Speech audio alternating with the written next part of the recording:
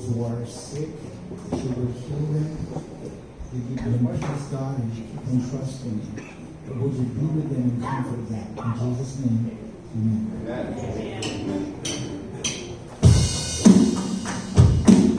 There is a new name, raised down in glory, and it's my name and yours.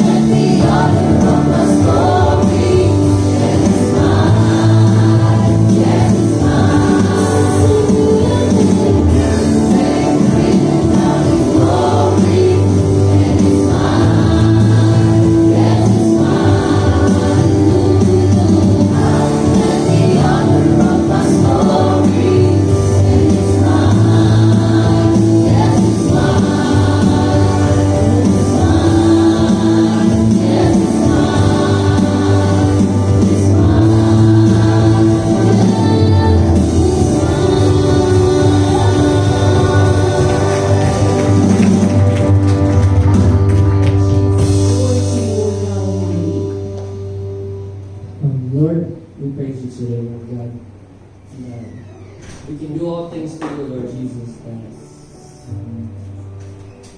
We have faith in you, and we believe in you. Through your Lord Jesus Christ, we can have everlasting life. And I just pray that we enjoy your presence today, Lord Jesus. We worship you. And as we learn more about you, Lord Jesus, we get closer and closer to you, Lord God, and we get dependent on you, Lord Jesus. In Jesus' name I pray. Amen. Let's come to our church you may be seated. As you can see, Sister Pernie is not here today, so you'll be stuck with me.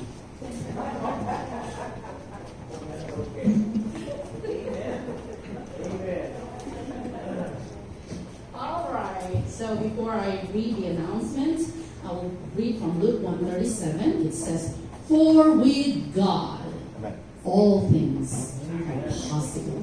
Isn't that awesome? All things are possible. That's why we worship Him. That's why we praise Him, right?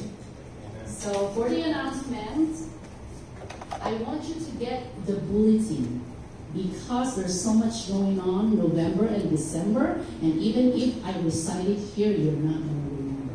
So please take the bulletin.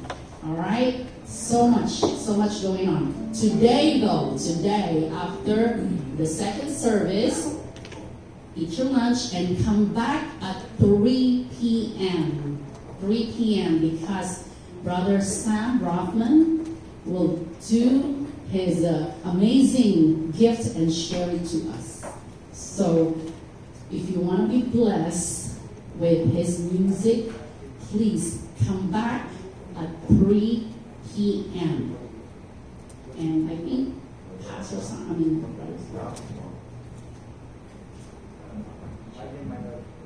Well, good morning. I'm happy to be here again, and I want to encourage you to come to the concert. You heard 3 o'clock. We're going to move the piano or the keyboard here to the center. You'll be able to see my hands.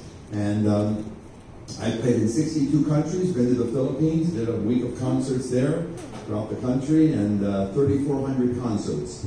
I went to a famous school called the Juilliard School. I always like to say I have 2 degrees from Juilliard. I practice 10 hours a day. I literally sat every day for 10 hours and practiced. Look what it did to me.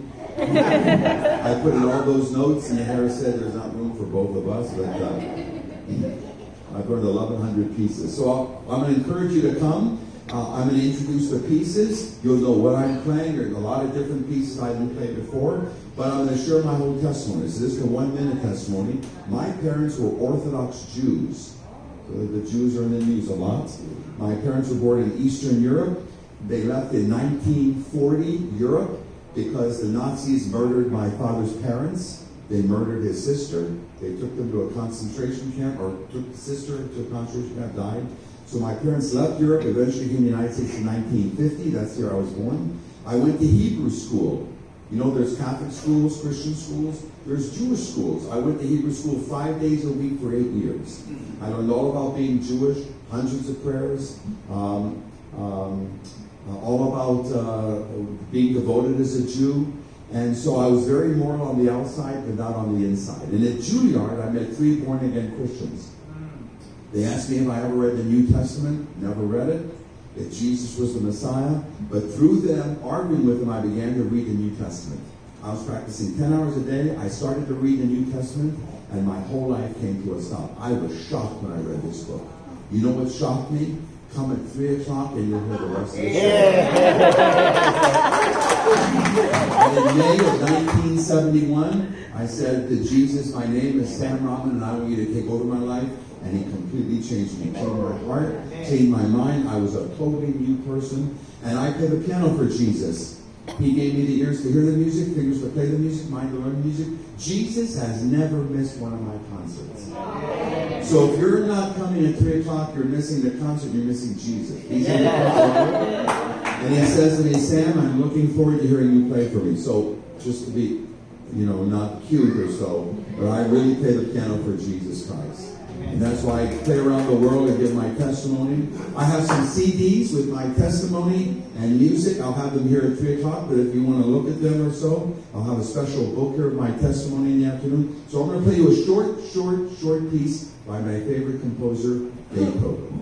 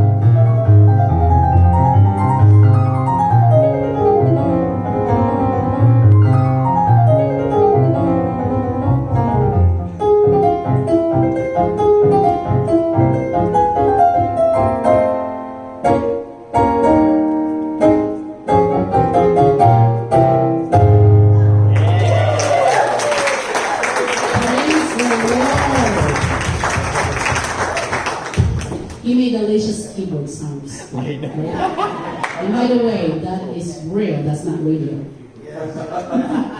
That's live. And also, today, November 16 is the deadline for the Christmas Joy. So if you have the envelope, today is the deadline. I believe there's still like 6 or 7 envelopes over there. So if you want to grab one, please do so. Also, no midweek service on Thanksgiving, not after. Because Thanksgiving is Thursday.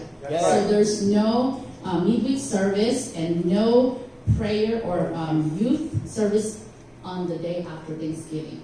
Okay, so we want you guys to spend your time with your family. So no prayer or youth services on that Friday here at Sanctuary, and no midweek service. And then the following week, there's no midweek service as well. No midweek service on the following week, and no prayer or youth services. So 2 weeks, no midweek service after Thanksgiving for 2 consecutive weeks.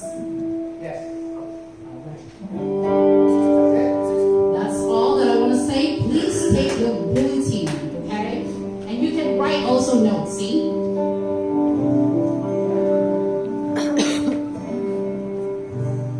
Oh, cell phone, please. Turn off the volume. I'll do it now for me. And also another shot for the song reading. Go ahead. Yes, I'm reading. Amen. Thank you. Take it, Sean. Just a quick update. I know a lot of you have been praying. Yes, I was very sick again this past couple of weeks. And yes, the doctors don't know what's wrong with me. I believe what I'm going through, what I've been going through for most of this year, physically, health-wise, is the enemy trying to keep me away from what's going on with our youth group and other things as well. He failed, like he does at everything. Thanks to the leadership of the youth and to you folks and to all those that donated, we've actually already beaten our first goal.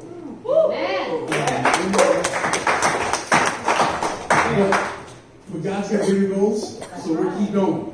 Right? We keep going. We're raising money for this Christmas party that I think is going to change at least one person's life. That's all I care about. One person's life. It's going to change, it's going to save their life. So thank you for all that you've done. Thank you for your prayers. He tries to take us out, but God. Right? But God. So Psalm reading this week, I kind of felt compelled to go to Psalm 91. Debbie agrees. So if you want to read along with me, or I'll just read it to you. Verse 1. He who dwells in the shelter of the Most High will abide in the shadow of the Almighty. Do you need any more than that, really? I mean, my goodness. I will say to the Lord, my refuge and my fortress, my God in whom I trust. Amen. For he will deliver you from the snare of the fowler and from the deadly pestilence.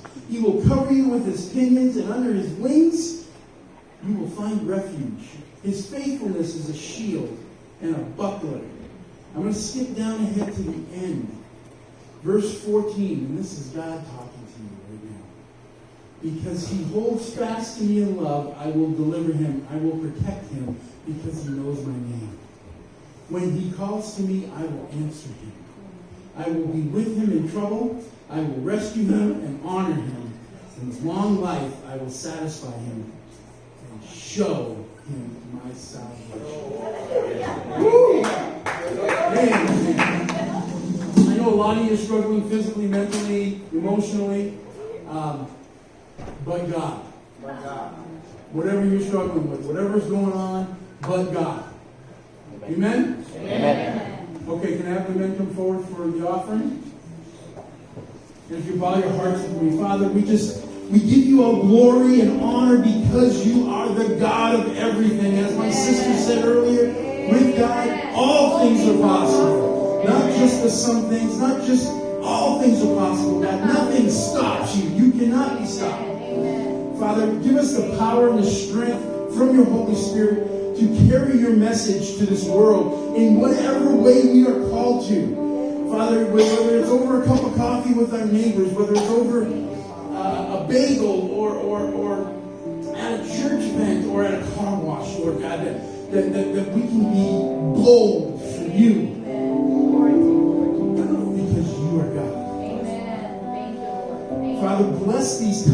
and these offerings, as we give back to you what is already yours. And we do this in faith. This is an act of faith on our part, Lord God, that we trust you with everything, including our finances. That you will grow these little kernels into something even greater for your kingdom. That you will grow them in a way that will just astound all of us. You are a God of abundance, Lord God. You don't need our money, but we need you to accept and grow our investment in your kingdom. And we do this happily, cheerfully, in the name of Jesus Christ, our Lord, our Savior. Everybody said, Amen.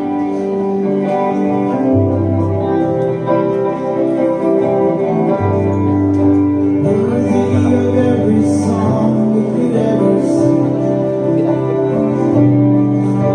Worthy of all the praise we could ever sing. Worthy of every breath we could ever breathe. We live for you. We live for you.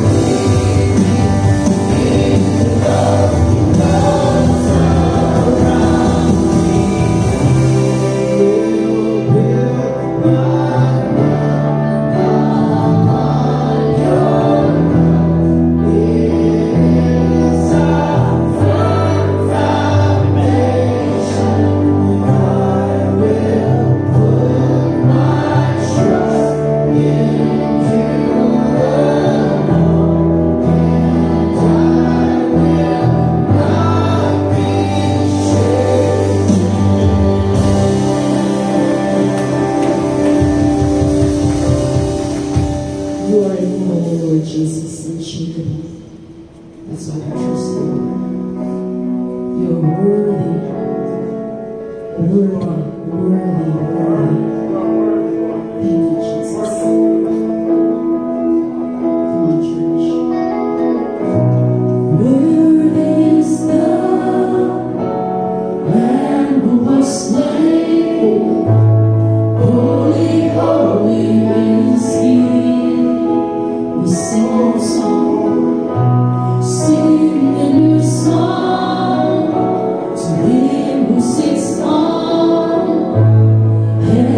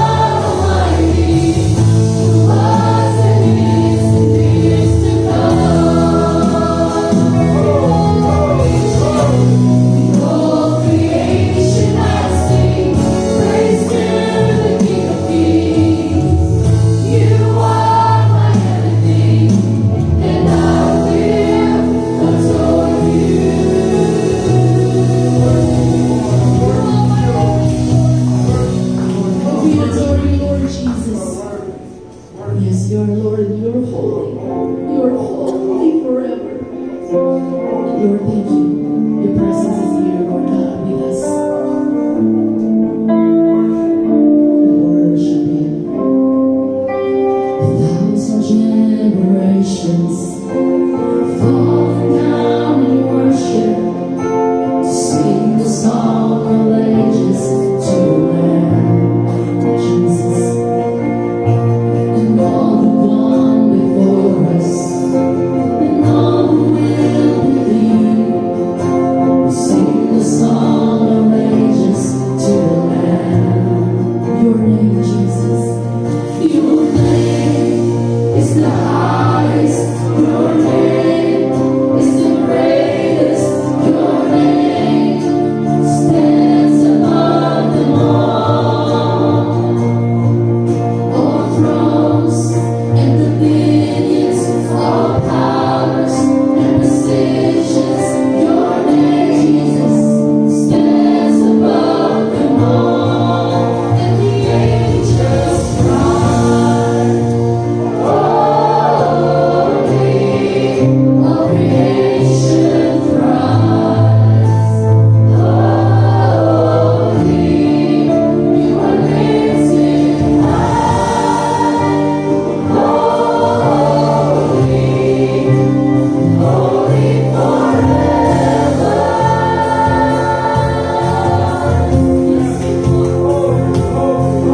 And if you've been forgiven, and if you've been redeemed, sing the song forever to the Lamb. If you walk in freedom, and if you walk in freedom, and if you bear His name, we'll sing the song forever to the Lamb. Yes, we will. We'll sing the song forever and amen.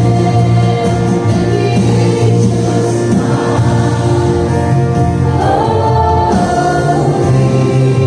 all creation cries, holy, you are lifted high, holy,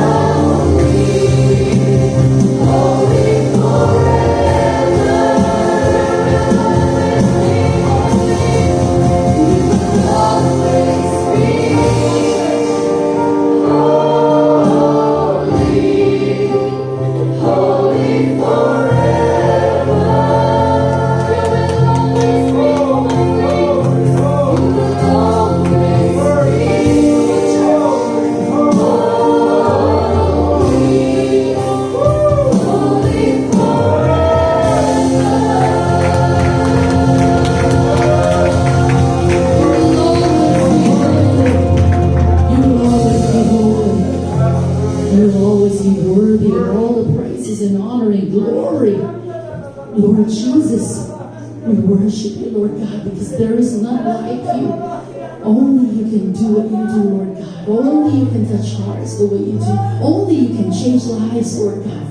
Your word has power. Your word is alive. Lord Jesus, we thank you, Lord, that you are here today. And we thank you, Lord, that you bless your people.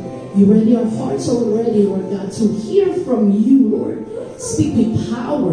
Anoint Alan, Lord God, and cover him with your precious blood. Speak through him, Lord God.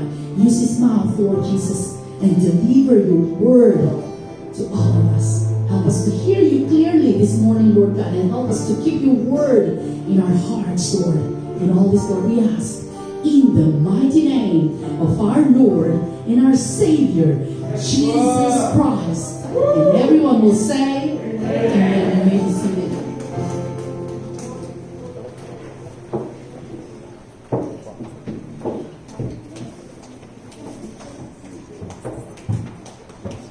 Amen. Praise the Lord. Good morning. Good morning again, Strong Tower Church. Good service. Cold this morning, but my place on. Here.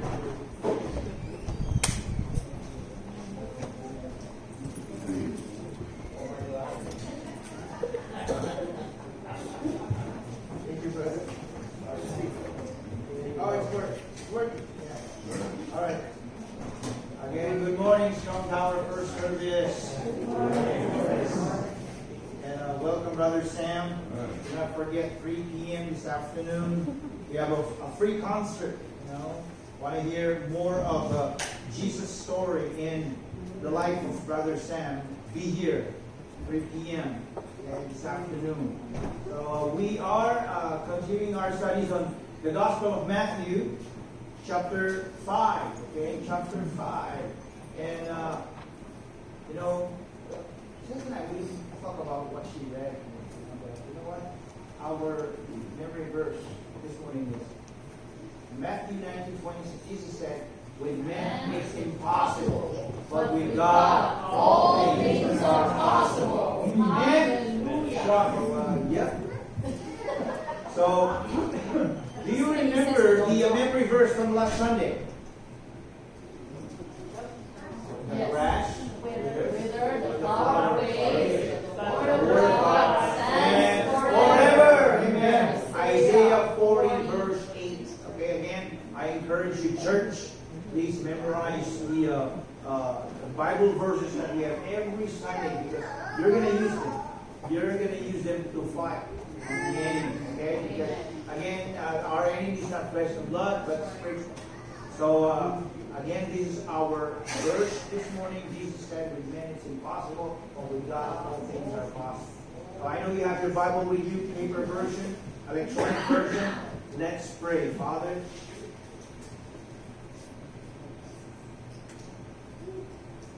Lord, bless your people. Father, be with us. Please have your way. Give us a clear mind and an open heart, ready to receive the seed of your word. We're ready, cultivated, and softened the soil of our heart for the worship. Now we want to hear from you. We give thanks and praise in Jesus' name. So somebody once said that there's going to be 3 surprises in heaven.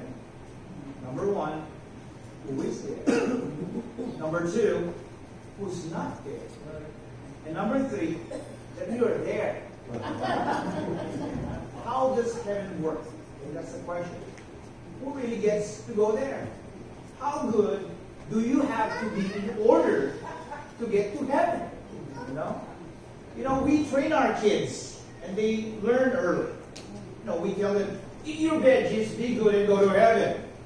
And that sets us up to think that God runs a good works frequent flyer program wherein we can cash in enough points to earn a free trip upstairs. There was this story about a guy who died and he was standing there at the pearly gates of heaven and there was this angel with his clipboard. Everybody, a story about heaven, there's an angel always holding a clipboard.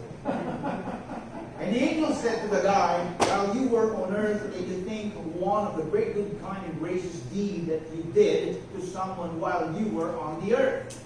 And the guy said, well, here's one. He goes, one day I was walking along and I saw this elderly lady being beaten up mercilessly by this huge motorcycle thug, and I stepped in, and he was a gang member. I stepped in and I pushed over his motorcycle and I kicked him as hard as I could, and I told the lady to run. The angel was impressed and said, wow, when does this thing take place? And the guy looked at his watch, he said, about 3 minutes ago. You know what? A 1997 poll by Time and CNN revealed some interesting travel plans. You know, they did a poll about heaven and, you know, how to get there. You know. First, they asked a general question, again, about the existence of heaven. 81% said, yes, it's real. And only 13% said, no. Widespread agreement on the destination. Then they asked where people expected their own souls to go immediately after death. This is where the itinerary gets funny. 61% were sure they had a direct flight straight to heaven, VIP access, no waiting. Okay? 15% thought they had to make a layover, a stopover in purgatory first, a little layover to clean up their act. Okay?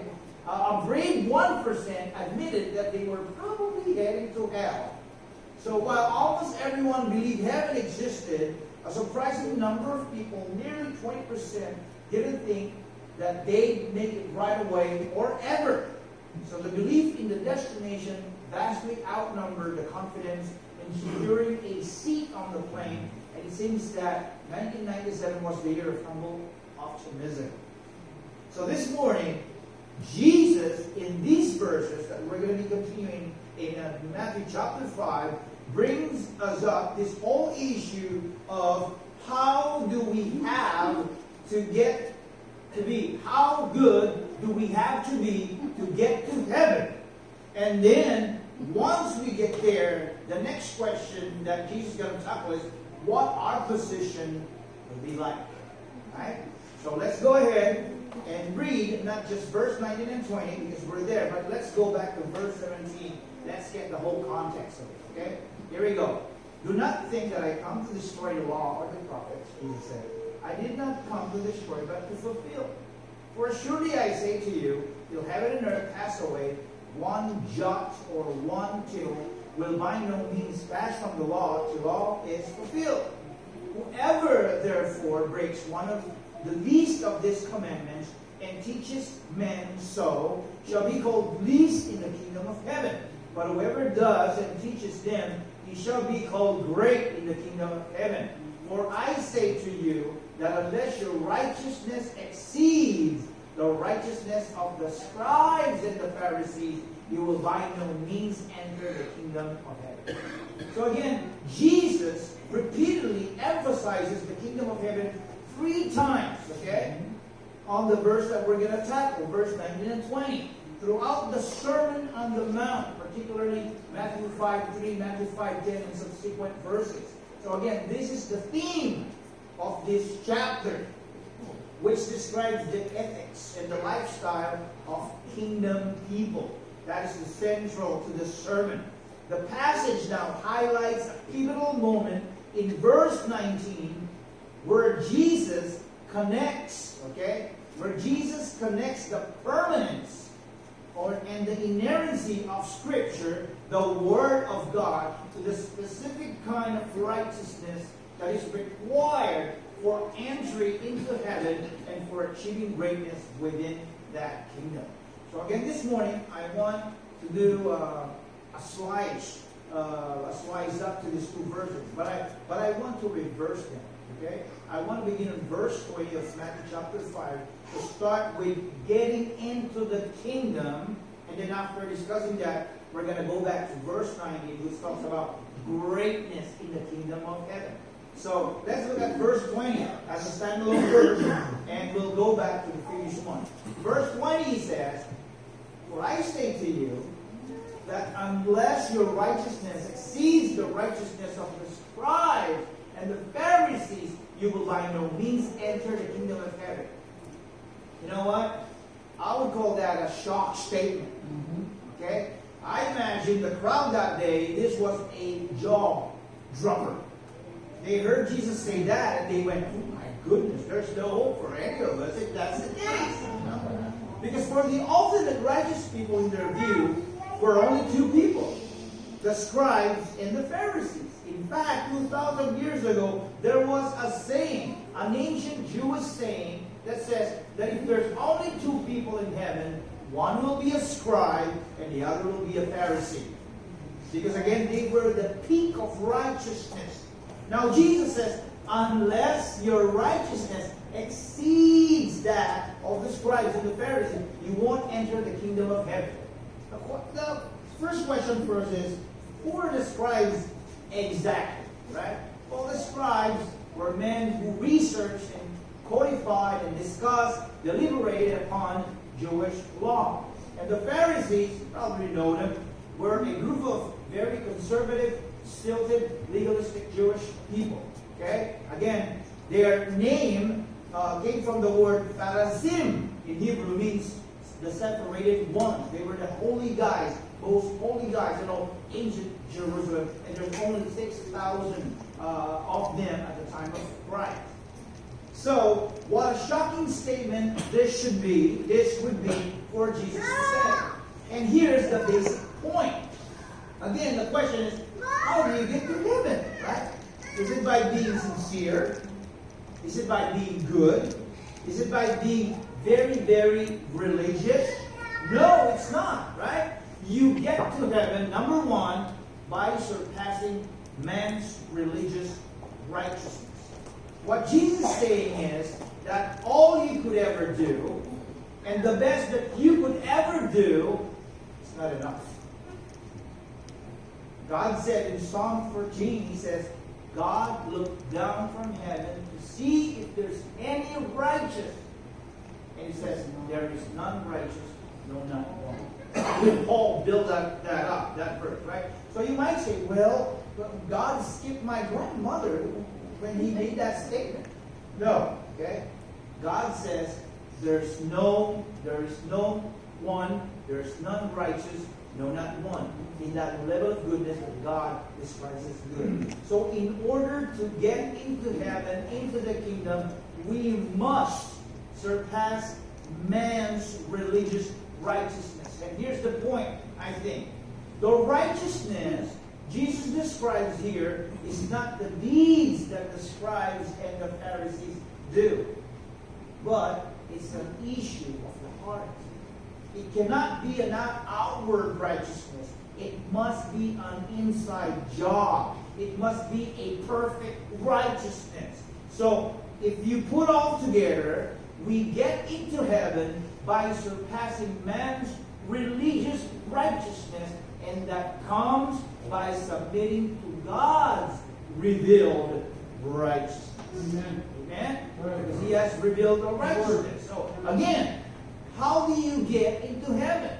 You get into heaven by talking about your spiritual wealth, right? No.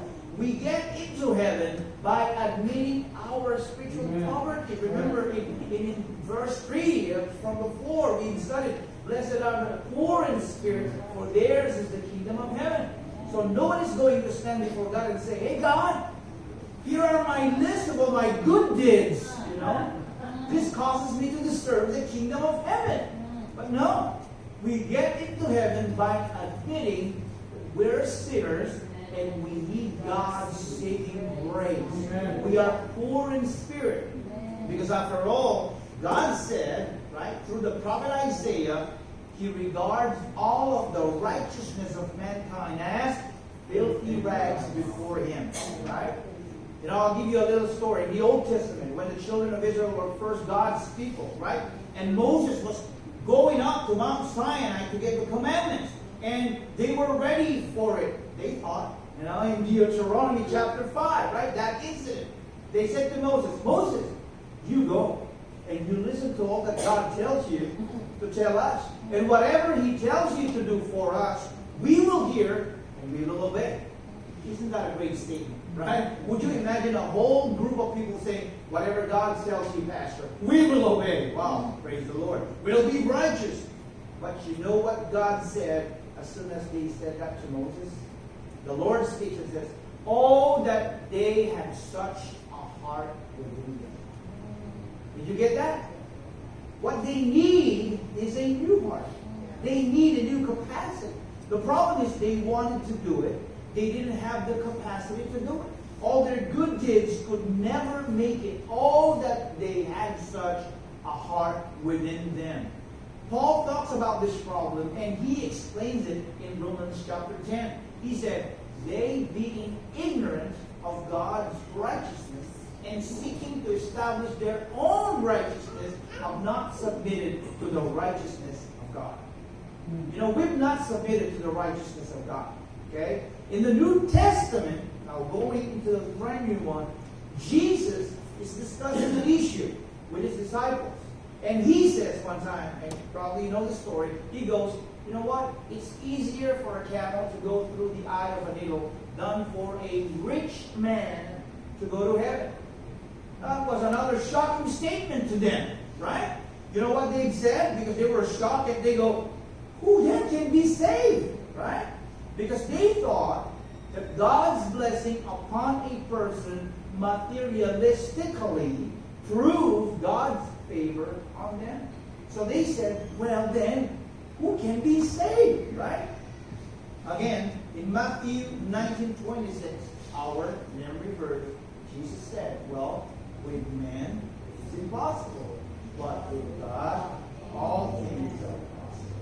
So, the righteousness that God requires is the righteousness that only God can give us. Right? Luke chapter 18, verse 9 through 14, Jesus spoke this parable to some who trusted in themselves that they were righteous. Right? Do you know anybody like that? Right? Hey, I'm good enough. I'm spiritual enough. I'm religious enough. And despise others. Right? So he said to the parable, two men went to the temple to pray. One a Pharisee and the other a tax collector. When the Pharisee stood and prayed thus with himself, God, I thank you that I am not like other men, extortioners, unjust, adulterers, or even as this tax collector. I fast twice a day. I give tithes of all that I possess. And the tax collector, standing afar off, would not so much as raise his eyes to heaven, but beat his breast, saying, God be merciful to me, a sinner. I tell you, this man went down to his house justified rather than the other. For everyone who exalts himself will be humbled, and he who humbles himself will be exalted. Wow. Again, the fact that Jesus compares a Pharisee, to a tax collector is something. Because while the Pharisees were the most exonerated in the eyes of the Jewish public, tax collectors were the lowest on the totem pole, right? And again, here in this specific verse, Jesus shows us what we would say the four differences between religion and the gospel. I just talked to a brother this morning. I said, hey brother, if they don't accept you in another circle, fellowship and everything, this is not about religion. This is not about you. It's not about them. This is not about the church. But this is about Jesus. And I know Jesus will accept. The Bible says, for God so loved the world that he gave his only begotten Son, that whoever you are, wherever your background, whoever believes in him shall not perish but have everlasting life. Because again, it is a personal relationship with him. It's not religion. It is the gospel. It is the good news. And the difference between those two is religion emphasizes the outward. The gospel is concerned about the inward. Again, based on the text from chapter 18, this man stood and he prayed thus with himself, right? He says, that means he's standing up in front of people and saying his prayers out loud so that others can hear them. And he's listening to himself and he's going, oh man, that's good. That's really good. I can really pray. For him, it was all about a show, right? It's all about facade. It was all about the outward demonstration. It was all about the show that they could produce. In some circles, it is still about the show. In some circles, you are considered to be more spiritual by the fact that you don't wear makeup, or you don't wear suits or jeans, or you don't do something outwardly that would show that you're not spiritual. It's all outward. Or in other circles, it's your spiritual jargon, right? If you can say hallelujah, praise God, bless the Lord, and fill in all of your sentences with lots of spiritual sounding words called Christianese, you're spiritual. It's all about the outward. I guess, it's sort of kind of like a professional performer jogger, right? They have the whole outfit. He wears the Nike shoes, the high-tech watch, the noise-canceling headphones. But the only thing they are canceling is the actual run. They should change the slogan from "just do it" to "just look like you're doing it." It's all show, no go, right? Number 2, religion emphasizes prohibition, while the gospel emphasizes freedom. Okay? Because again, the guy says in Luke 18, "I thank you that I am not like other men." And then he lists what he doesn't do. He says extortionists, unjust, adulterers, or even like this tax collector. He was a righteousness of negatives. He was a righteousness of thou shalt not, right? He was known for what he didn't do. I don't smoke, I don't chew, I don't go with girls that do. It's all negatives, right? I've heard people sort of express it this way. I've given up, so much to follow the Lord. Really? You've given up so much. You've given up aimlessness. You've given up having no purpose in life. And let's see, you've given up eternal hell. Oh yeah, you really sacrificed a lot to follow Him, right? Number 3, religion set up barriers. The gospel breaks down the barriers. Because again, the Pharisee says, "I thank you that I'm not like this tax collector." So here's a Pharisee who said, "I'm one of God's chosen people. And I don't hang out with people who aren't God's chosen people. I don't want to get these cuties from people like that tax collector," right? They set up barriers. But again, the gospel, though, is the great bulldozer at the foot of the cross. All ground is level ground. All can come, right? Amen? As Paul said, there's neither Jew nor Greek, male or female, Scythian, bond or free, but we are all one in Christ. That's the gospel. And then number 4, religion says, work your way to heaven. But Jesus says, the gospel says, I am the way, right? Because again, this guy goes, I fast twice a week. I give tithes of all that I possess. This is precisely, again, what Jesus is condemning in Matthew chapter 5. Salvation by human effort. You know that there are only 2 religions in the world. Okay? Well, you might say, well, Alan, you're wrong. I took college course and I studied religion. Well, there are many different world religions. That's true. Different titles. But you could put them all in one of 2 categories, right? Again, one is the religion of human achievement that says you got to do this, you got to do that. And the other is the religion of divine accomplishment that says, hey, you know what? Done in Christ.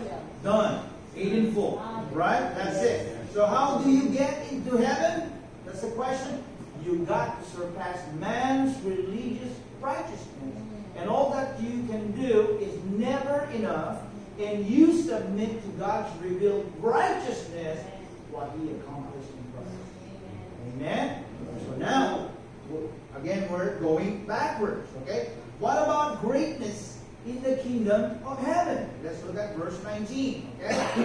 Again, we talk about getting into the kingdom, and now greatness in the kingdom. Verse 19 says, whoever therefore breaks one of the least of these commandments and teaches men so shall be called least in the kingdom of heaven.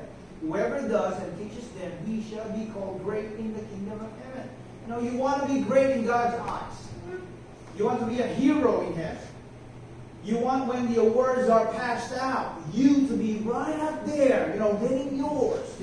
How does it come? How is greatness in the kingdom of heaven? How does it work? I love what Peter said. He was talking about having an abundant entrance into heaven, or the NLT version says, a rich welcome.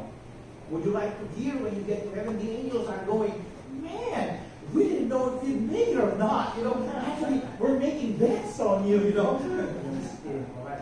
What is the greatness? Okay, what is greatness in the kingdom? Greatness in the kingdom of heaven is directly proportional to your relationship to the revealed will of God in the Scripture. Because again, if you look, just kind of overview verse 17 of Matthew chapter 5, down to verse 20, notice those words like law, fulfill, and then in verse 19 and 20, whoever does and teaches them. But I want you to listen with this carefully. Okay? Again, entrance into the kingdom of God is by grace alone, through faith alone, in Christ alone. No plus plus. But your position in heaven is determined by your works on earth. You're not saved by your works, but once you're saved by grace, your position in eternity will be determined by your works on earth. So greatness in the kingdom of heaven comes by practicing obedience to the Scriptures. That's what verse 19 is all about. Whoever therefore breaks one of the least of his commandments, and whoever does and teaches them will be called great in the kingdom of God. Now, when you see and read the terms commandments and the law, right? What Jesus is referring to is, Jesus is not referring to the ceremonial law. He's not saying that you have to keep all the rituals and the ceremonies and then teach other people to keep all those things, because they are already fulfilled in Christ. Okay? So if anybody comes to you and says, if you want to be great in heaven, you have to go through all of the Jewish rituals in order to be saved. Well, that's wrong. Ephesians chapter 2 says, having abolished the law of commandments contained in ordinances, they are all fulfilled in Christ. So again, Jesus is not speaking about ceremonial law, about Levitical law. We don't bring animal sacrifices to church. Aren't you glad, right? Would that be a gross service over here? We got a lot of blood. But Pastor Sam knows that he's a Jew. The church was never told to keep Israel's law. In fact, when Jesus died, the veil in the temple was ripped, top to bottom, right? God was giving a statement to mankind, the way to the most intimate place, the Holy of Holies. My presence is now open. Anybody can come. Romans chapter 10, Christ is the end of the law for righteousness to everyone who believes. So he's not talking about ceremonial law, not speaking about Levitical, nor is he speaking about traditional law. Now, what Jesus means here is the permanent moral law of God revealed in the Old and eventually now in the New Testament. Permanent moral law. In other words, the Bible gives moral principles that transcend time and culture that are revealed in the Scripture. So here's the heart of the verse. That's what we should get at. Whoever does and teaches them will be called great in heaven. It's not talking about salvation. Again, you get to heaven by grace through faith alone, in Christ alone. It doesn't matter what your background is. You get to heaven by grace. It's the grace of God to you. It's through faith. You believe in the Lord Jesus Christ, and to Him alone you can enter. It's not speaking about salvation. It's speaking now about your status, the greatness, the position, which is determined by our obedience on the earth. In the book of Revelation, on the last chapter, Jesus says, behold, I am coming quickly, and my rewards with me to give to everyone according to his work. Picture it like a tip in a restaurant, right? You give the waiter a tip. You give the waitress a tip based upon what? The service. Okay? It has nothing to do with the bill. The bill is the bill. It's a contract that you made with the establishment when you sat down at the table and you ordered it because you saw what the price was. But the tip is something you give to the waiter based upon service. Every single Christian, all of us, will face a judgment, not for salvation, not for our sins. It's done with. But we will all stand and be judged for what we did in obeying God. That's the truth. In Corinthians chapter 5, verse 10. For we must all appear before the judgment seat of Christ, that each one may receive the things done in his body, whether good or bad. And not only that, okay? It says, by promoting obedience. Again, you notice the verse. It goes, whoever does, and what? Teaches them, right? Whoever does and teaches them. Well, let me ask you a question this morning, okay? Who are you teaching? Who are you influencing in life? Okay? Who are you discipling right now? It doesn't matter what age bracket you are on. Who are you discipling? Who are you teaching? What other Christians are you mentoring and bringing alongside to raise them up to a higher level to obey God? Hey, again, we have a free concert from a brother that has a wonderful Jesus story in his life later this afternoon. Invite your friends, invite your family, invite your spouse, invite your neighbor. And then after this, we have the Feast of the King the coming week. Invite them. Who are you inviting? I mean, can you see that this attitude that Jesus is speaking about in verses is far different from the attitude that some Christians have, right? Here's the attitude. What can I do to get by and still get into heaven, right? I just want to barely, get by and just make it. Oh, that's a bad attitude, right? But here's the attitude. You want to be great in God's kingdom? You want to be a hero? Well, obey God's truth. Live a life fully committed to obeying Him and help your fellow brothers and sisters to do the same. You'll be called great. Your status will be great in the kingdom of heaven. Somebody gives me a gift this morning. And I really appreciate it. Where are you? Here. Tiny Jesus glasses. Right? I remember a story. I heard about a large department store in the United States who one Christmas decided to sell a baby Jesus doll. It was Christmas time, and they promised that it was washable, that it was unbreakable and cuddly. And they sold it with a little satin crib and straw. It was a flop. Nobody bought it. Nobody wanted it. In their last-ditch effort to promote the baby Jesus doll, they put a huge sign in front of the department store that read, Jesus Christ marked down 50%. Get them while you can. That's how a lot of people would love to live the Christian life. Give me Jesus light. Give me Christianity light. Give me the toned down Jesus. Nothing in your face. You got to follow me everywhere, Jesus. But just let me kind of skate by and do a few good deeds and I'll call myself a Christian. No. Right? Greatness in the kingdom comes by practicing and promoting obedience. So again, back to those three surprises in heaven. Surprise number one. Who is there? You might be going, how did you get in? He's thinking the same thing about you. But you see him, how did you get in? Right? What a surprise. Who's not there? Hey, whatever happened to so-and-so? I don't know, but I haven't seen him. And surprise number three. That you're there, right? Will you be there? Are you sure you'll be there? And if you're going to be there, will you be great? Will you be called least? Amen? It's all said. Father, as we conclude our study of Jesus' Word on heaven, we pray that we accept access. It's conditional solely on your will, requiring a poverty of spirit and your gift of grace through faith in your Son, Jesus Christ, rather than on our own merit.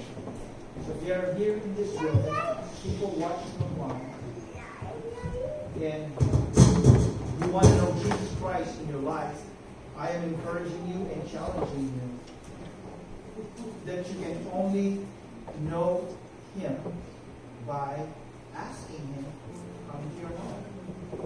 And here it is, we challenge you. Say this prayer with your whole heart and mean it intentionally. Say, Jesus, forgive me for all my sins. I am sorry for the things that I've done wrong, for my sins. Now I am inviting you and receiving you into my heart as my Lord, my God, and Savior. So Father, we ask that those relying on personal goodness, that they would realize that their spiritual poverty and embrace justification solely, again, through faith in Christ. Let their lives be transformed. Those who accepted you, marked by obedience to your teachings and the teachings of others, as you promised would signify a true disciple. Father, I pray that may our fellowship here at Strong Tower Church be known for hearing, doing, and teaching your commandments, conforming us to the image of your Son, and may these lessons again linger in our daily life this week, at work, in our interactions with other people, and amidst of any difficulties in life. So again, how can I get into heaven? I challenge you, my brother. There's only one way to get into heaven. Believe in the Lord Jesus Christ, and you and your household will be saved. I'm telling you, that is for real. It's for real, not because I said it, but that's what the Word was. So I'm telling you, wherever you are, you coming here in the fellowship, God has a wonderful plan for you. All of those stuff that happened into your life until the present time, whether good or bad, but God molded it, knit them all together because it's for your own good. God loves you, my brother. So all you can do is just like that. Accept the Lord Jesus Christ. Have faith in Him. Because again, you are saved by grace. It is His grace for you. You didn't work for it. Through faith. You believe it just like a child. No argue. That's what the Word of God says. Just believe it. And accept Jesus into your heart. And you will be saved. Amen.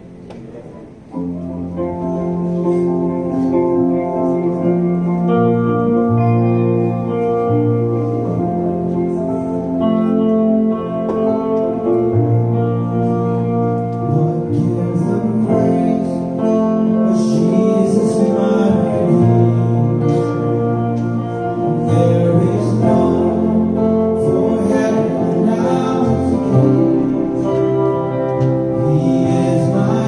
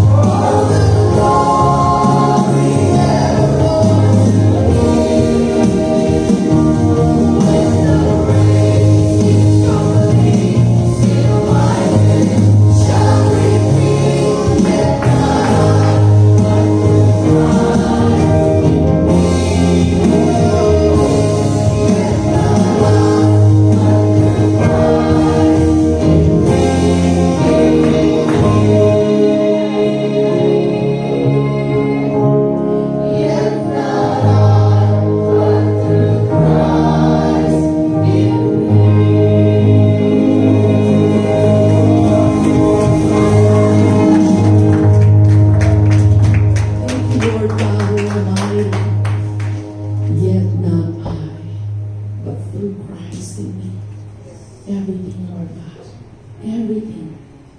You deserve everything, Lord Jesus. Everything that we do, Lord God, you see.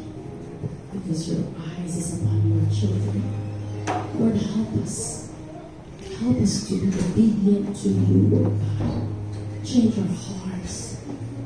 Make it ever true to you, Lord God. Creating us, Lord Jesus, a heart that is beating for you, Father. A clean heart, Lord Jesus. Help us, Lord, to do things because of your love.